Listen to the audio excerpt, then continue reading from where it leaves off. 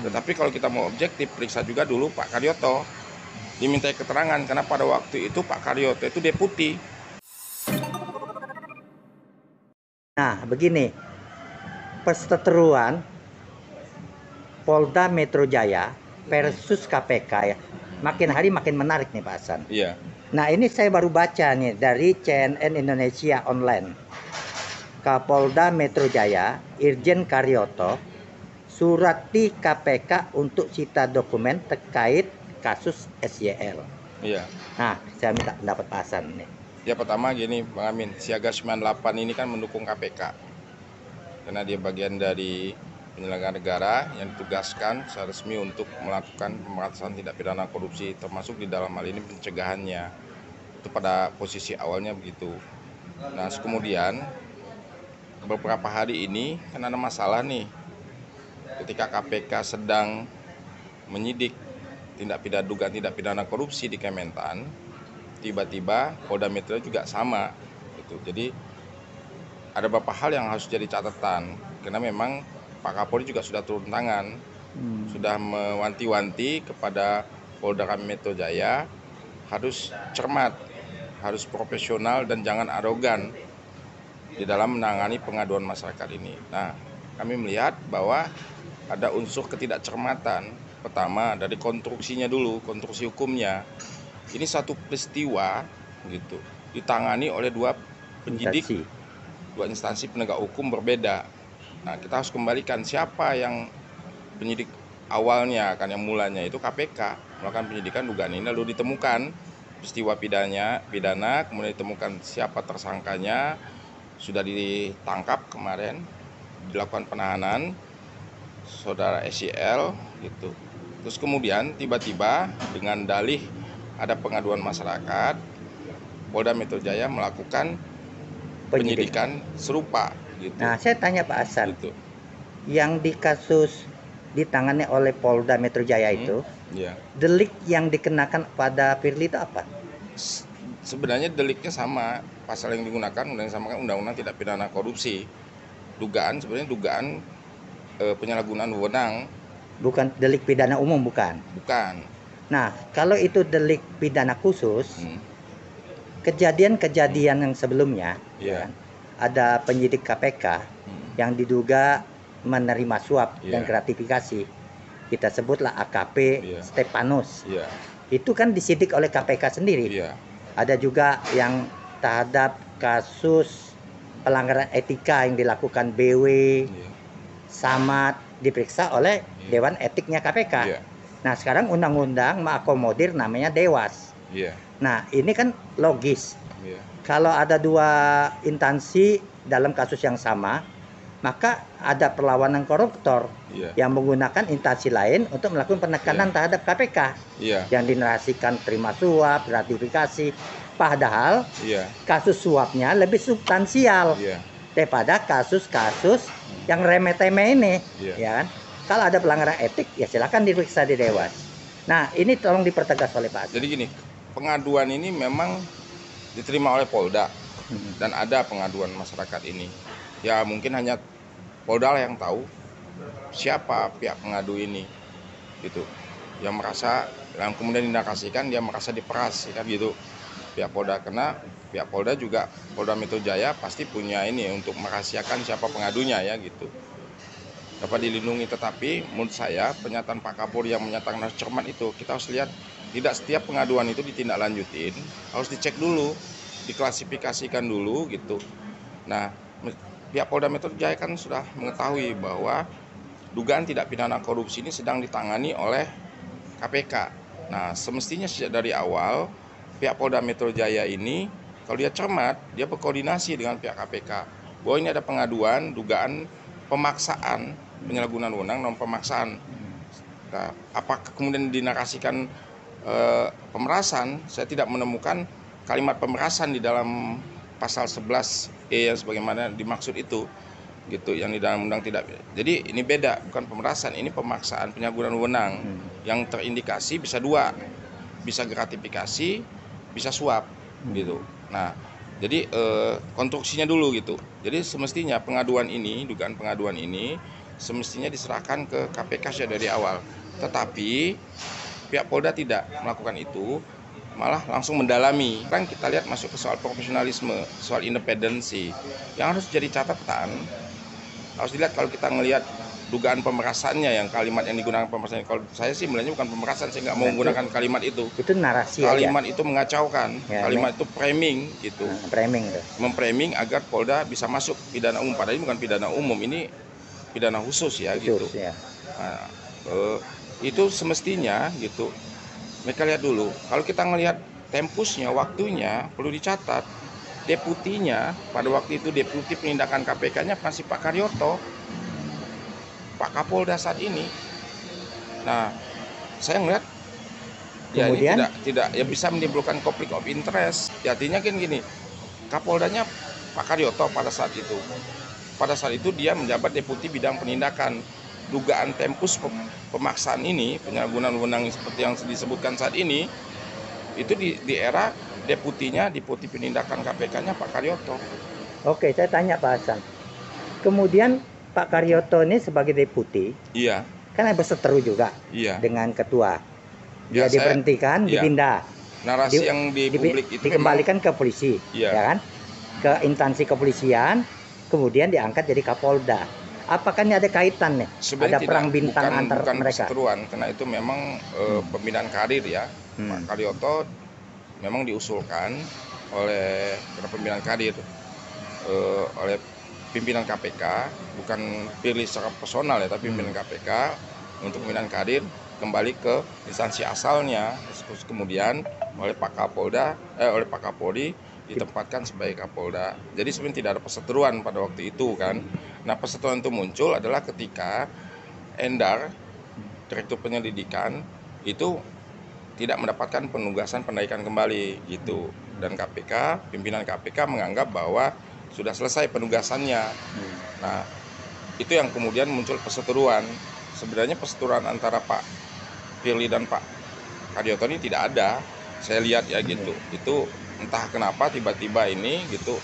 Nah, yang pastinya itu adalah harus dicatat bahwa pihak Ditkrimsus ini harus paham bahwa deputi bidang penindakannya itu adalah Pak Karyoto. Nah, artinya gini, mengapa itu penting? Kalau kita sedang menyelidiki apakah ada pengaduan masyarakat yang terlambat, misalnya tidak ditindaklanjutin, ada penyalahgunaan di situ, gitu, itu akan kelihatan. Pertama gini, ada pengaduan masyarakat nih ke KPK.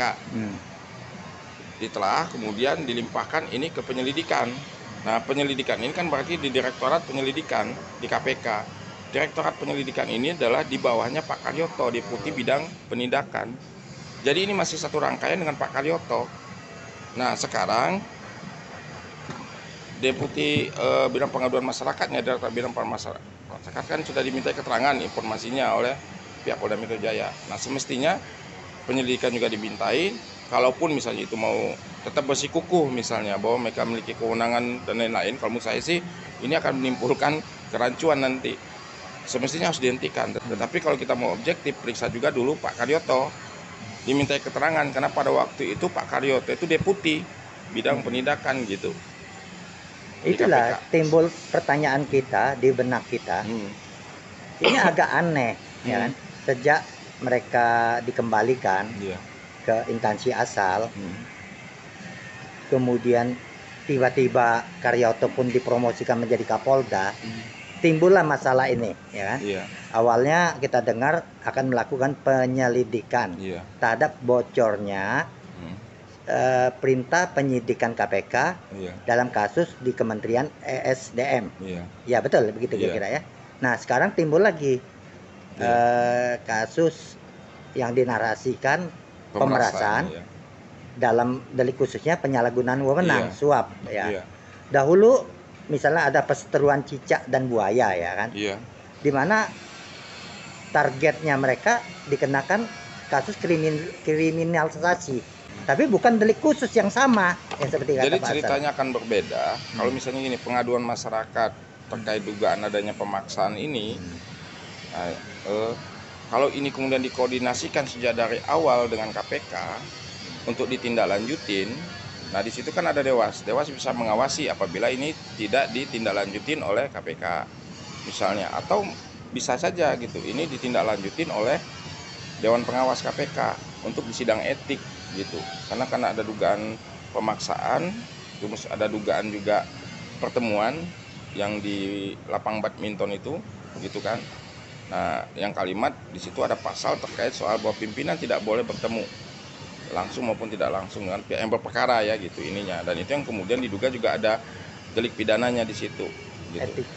Ya, tapi juga ada delik pidananya di situ. Jadi tidak hanya etik ya, etik dalam artian ini jadi penyalahgunaan wewenang dan pedoman perilaku dari yang dilanggar oleh Pak Firly. Nah, tetapi di situ kan kita lihat keabsahan pertemuan tersebut.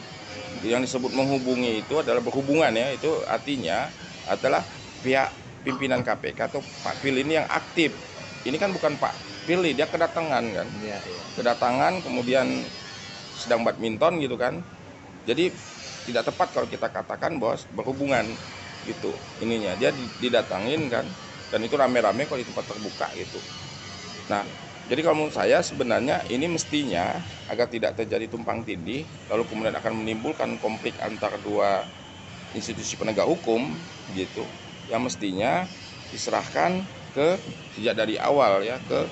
Nah, kalau sekarang kan sudah isunya sudah meluas kemana-mana gitu. Tetapi yang perlu dicatat bahwa Deputi Bidang Penindakan KPK pada saat itu adalah Pak Karyoto. Baik ya. Nah, artinya di Krimsus juga harus periksa Pak Karyoto. Kenapa? Karena beliau tahu atau tidak tahu dalam era itu kan. Jadi tidak bisa kita putuskan peristiwa Kementan ini dari rangkaian Pak Firly, Pak Karyoto sebagai deputi gitu, terus direktur penyelidikan maupun pengaduan masyarakat gitu. Nah, dibongkar habis ya nih. Ya artinya gini, pertanyaannya gini, apakah Pak Karyoto juga tahu gitu bagaimana prosedurnya, bagaimana kalau misalnya ada dugaan pemerasan atau pemaksaan ini seperti apa kan, ya jangan dilompat dong dari pengaduan masyarakat dilompat langsung ke Pak Firly kan pemeriksaannya. Kalau kita mau lihat ini kan, ini apa, ada apa. Nah sekarang pertanyaan saya, apa bisa objektif di Krimsus memeriksa Pak Karyoto, pimpinannya loh gitu. Kenapa? Ya deputinya Pak Karyoto. Nah sama seperti halnya pada waktu pemeriksaan dokumen yang bocor, dugaan dokumen bocor itu kan, deputinya juga sama gitu. Jadi ini benang sengkarut nih ya. Ya artinya begini, kamu saya sudahlah, publik ini sudah cerdas gitu, sudah sama-sama tahu gitu kan. Janganlah digunakan kekuasaan gitu. Kenapa gitu? Nanti ujung-ujungnya kasihan Pak Presiden. Ya. Nanti Pak Presiden, nah dulu pernah sejarah cicak dan buaya. Perkara sudah ditanganin oleh pihak KPK, terus kemudian pihak Mabes Polri juga melakukan penyidikan yang sama. Tapi kemudian di era itu Pak Presiden memerintahkan ini ditangani oleh KPK. Nah, saya juga melihat bahwa karena ini konstruksi hukumnya, peristiwanya juga sama, ya pasti ini. Karena kalau nggak gitu, Bang Amin, ini akan diketawakan gitu. Oke, yang diketawain ini Pak Hasan. Iya. Perseteruan yang dibaca oleh publik ini, Iya. antara KPK dan Mabes Polda Metro Jaya ini. Iya. Ini bisa menjatuhkan wibawa pemerintah kan antar mereka. Ya kan kalau kita mau disebut gini, Pak Firly ini mantan pensiunan Polri. Apalagi polisi. Iya. Satu itu. Kedua, yang meriksa juga polisi. Gitu. Satu angkatan loh Pak Firly sama Pak Karyoto ini. Oke. Teman satu angkatan gitu. Nah, pertanyaan kita jadi ini ada apa? Nah, Firly ini kita dengar kan infonya ketua sama komisioner KPK ini sudah habis jabatan, diperpanjang 1 tahun ya. Iya. Gimana ceritanya itu? Ya karena putusan MK ya, Mahkamah Konstitusi memperpanjang karena ini kena rumpun eksekutif. Yang lain, komisi-komisi yang lain bisa. Ya, kenapa tidak disamakan gitu? Ini ada potensi diskriminatif gitu, akhirnya kemudian itu disamakan dengan yang lainnya gitu. Oke. Di saat ketua dan atau katakanlah KPK sedang gencar-gencarnya melakukan penyidikan korupsi, bahkan melibatkan partai-partai, katanya mengalir uangnya ke partai ya kan? Nah, sekarang diganggu dengan proses yang dilakukan oleh Polda Metro Jaya. Ini bisa disebut tak perlawanan dari pihak koruptor? Ya, yang memperalat institusi hukum lainnya. Sebenarnya kan saya tidak mau bagian dari orang yang mengadu-adu pihak KPK dan Polri. Karena saya melihat memang ada pihak-pihak yang coba mengadu-adu ini gitu. Antara hubungan sinergitas yang sudah bagus, koordinasi antara Polri dan KPK ini sudah bagus lah. Karena bagaimanapun KPK ini kan rumah besar bersama. Di situ ada penyelidik kejaksaan dari kepolisian maupun yang kejaksaan, ini rumah bersama gitu. Jadi miniatur dari bagaimana wajah penegakan hukum kita itu akan terlihat di KPK ini. Nah, saya tidak mau menjadi bagian dari orang yang mengadu-adu gitu. Nah, karena itulah Siaga Siman 8 ini memperlihatkan sinergitas. Hanya dengan sinergitas inilah kita bisa memberantas korupsi, melakukan pencegahan secara sistematis gitu. Nah, kalau saya tidak dalam posisi yang harus dipahami tidak sedang membela Pak Firly secara personal gitu. Kenapa artinya? Karena hanya sekedar ngasih warning aja kepada pihak Polda Metro Jaya gitu. Agar benar kata Pak Kapolri, saya mendukung, kami mendukung. Cermat, harus cermat. Ini sebenarnya hormati KPK yang sedang menyelidiki dugaan tindak pidana korupsi. Kenapa? Karena tugasnya berat. Bagaimana dia harus membuktikan dugaan katanya ada 30 miliar kan ditemukan di rumah SCL, dari mana, terus kemudian ada cek 2 triliun, kemudian ada yang lain-lainnya kan, termasuk ditemukan senjata. Nah, senjata sudah diserahkan karena koordinasi memang bukan bagian dari KPK. KPK sudah sinergis diserahkan ke pihak Polri. Nah, silakan itu diusut gitu kan. Mereka sedang melakukan tugas pemberantasan korupsi secara ini. Apalagi kita tahu undang-undang tindak pidana korupsi sekarang memposisikan KPK ini bagian dari rumpun eksekutif gitu. Dia juga menjadi wajahnya presiden kita. Terima kasih infonya Pak Hasan. Siap. Nah, selamat sore.